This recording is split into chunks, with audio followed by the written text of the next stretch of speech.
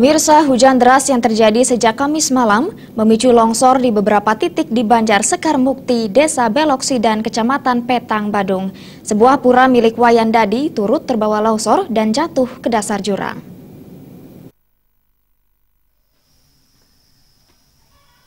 Musibah longsor yang terjadi di Banjar Sekar Mukti, Desa Beloksidan mengakibatkan pura milik Wayan Dadi rusak parah dan jatuh ke dasar jurang. Wayan Dadi menceritakan longsor begitu cepat pada Kamis malam sekitar jam 23 WITA.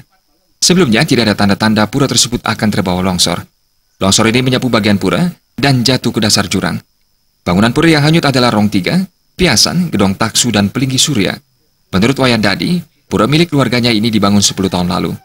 Akibat kejadian ini, Wayan Dadi memperkirakan kerugian yang diderita mencapai 500 juta rupiah.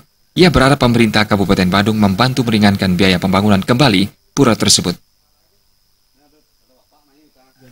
Nah, niki kan ke depan niki yang sudah melapor dari pemerintahan sepon piantuk niki supaya pemerintah bisa membantu keadaan bencana tiang niki. Nah, mudah-mudahan bisa pemerintah ini membantu tiang akan kembali lagi untuk membangun niki seperti semula niki.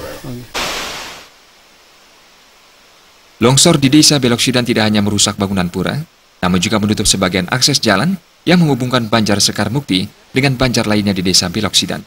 Jembatan yang menghubungkan antara Banjar Sekar Mukti dan Banjar lainnya tertutup lumpur, sehingga membuat pengendara yang melewati jalur ini harus ekstra hati-hati. Angga Ratana dan Gus Gurabali.